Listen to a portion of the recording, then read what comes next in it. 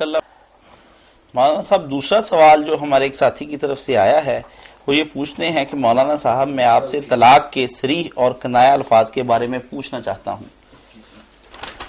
طلاق کے جو صریح الفاظ قرآن مجید میں ہے نا وہ یا طلاق ہے یا سرہ ہونا سرا ہے یا فارق ہونا فراق ہے۔ یہ تین لفظ آئے قرآن میں،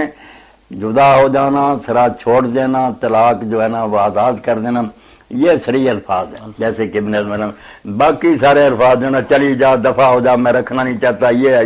یہ سب کنائے ہیں۔ مگر ابن قیم رحمۃ اللہ نے بہت اعلیٰ بات کہی جو بڑی اصولی ہے کہ صریح الفاظ ہوں یا کنایا ہوں، جو بولتا ہے نا اس کو پوچھا جائے کہ وہ صریح الفاظ کو بھی سمجھتا ہے کہ ان کا مفہوم کیا ہے اور اس کا قصد اور ارادہ بھی ہے۔ دو چیزیں، علم ہے الفاظ کے معنی کا اور ارادہ ہے،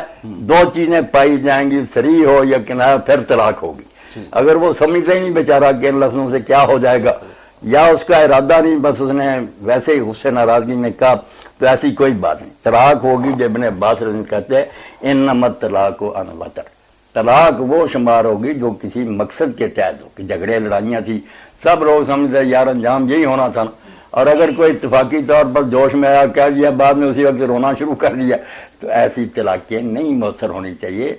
تو الفاظ صریح جو ہیں صرف تین ہیں، طلاق، سراح اور فراق، باقی سب کنائے مؤثر اسی وقت ہوں گی جب کہنے والا ان کے معنی سمجھتا ہوگا، خاص صریح ہو یا کنایا، اور ارادہ بھی ہو اس کا طلاق کا۔ ماشاءاللہ